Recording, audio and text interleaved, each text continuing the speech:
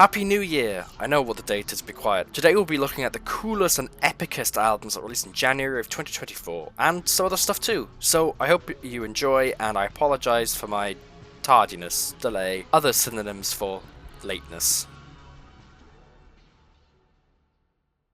Let's start with a fun one. Courting's second LP, New Last Name, dropped and everyone immediately shat on it. Why? Because they hate fun.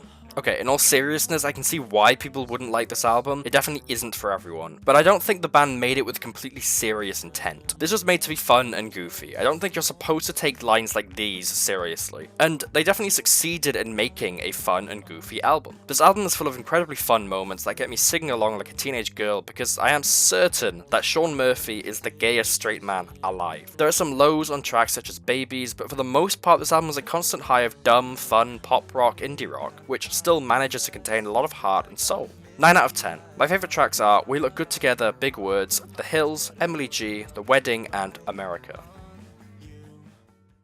Glass Beach finally returned with their long-awaited sophomore record, Plastic Death. I have mixed feelings on it. At first, I really didn't dig it, but with time, it's grown on me. Do I think it surpasses their debut? No, not at all. There are a lot of flaws with this album that aren't apparent on their first record. It definitely feels like they bit off more than they could chew for this album, and while it pays off on certain songs, Motions, Rare Animal, The CIA, there are plenty others where it falls rather flat, either becoming forgettable or just plain odd. The band wear their inspirations on their sleeve. It's clear that Radiohead were a very heavy influence at the creation of this album. Hell, Jay even sings like York at times. It's charming, but it doesn't set them apart. It just makes me want to listen to Radiohead. The big song I want to touch on is the penultimate 9-minute track, Comatose, which I have the most mixed feelings on. I don't think it's a bad song. I enjoy it, and I can see what they were trying to do, but I can't help but feel like it's aimless and they just made the track for the sake of making the track. It climaxes quite early and then meanders for a little too long. But I still find myself returning to the song quite often, more often than any other song, besides Rare Animal. Something about it still draws me in despite its flaws. Is that good or bad?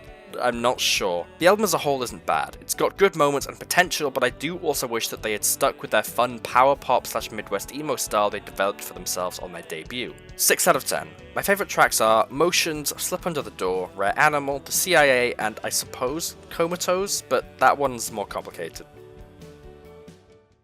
It's an amazing feeling when you stumble upon an album that feels so overlooked and special. That's the case with Mikko Joensuu's fourth studio album, Long Arc. I hope I'm pronouncing that right, I'm probably not. I hadn't heard of Joensuu before this record, but I'm so glad I now know of his art. Long Arc is a long and slow album with heavy religious and spiritual themes. It isn't inherently about Christianity, but I think it's safe to assume that that has a strong influence. If I were to compare it to any other artist's work, I'd probably have to say Nick Cave's more recent work or Sufjan Stevens, especially in theme. The biggest difference is the sheer scale of these songs. The average length of a song here is probably around 6 minutes. The shortest song is just under 5 minutes and the longest song is just over 16. But what's important is each of these songs deserve their length, and while a lot of them are incredibly slow burns, take the closer, Thy Will for example, they turn into something beautiful if you just give them the time they so require. So please, take some time out of your day and listen to this wonderful record. 9 out of 10.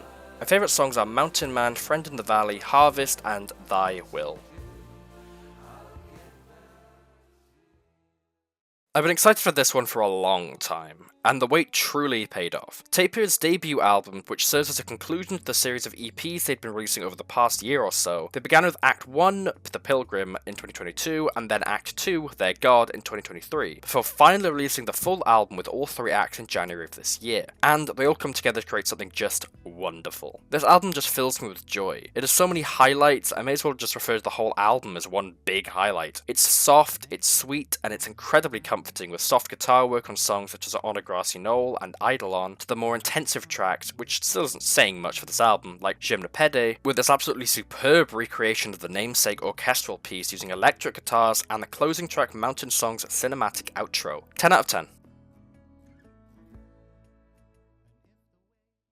To close this relatively short album section, we have one of my most anticipated albums for this month, The Last Dinner Party's debut album, Prelude to Ecstacy. You probably know at this point how much I've loved each of the singles, how excited I was for this, and I can confidently say that it did in fact live up to the hype. Every song in here is stunning and shows that The Last Dinner Party aren't some industry plant. They are here to make some noise and turn some heads. They burst in with a unique sound, with each track sounding distinctly theirs, and I couldn't be happier.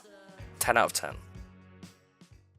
Singles and EPs. Just singles this time around, but oh well, there will be EPs next month, I think. I can't remember. We'll wait and see. To open this singles section, we have All the Same by electronic dance punk band Fat Dog. This is a fast-paced, in-your-face banger that, while much shorter than its predecessor, it still manages to leave an incredible impact crater that will get you up and moving for days.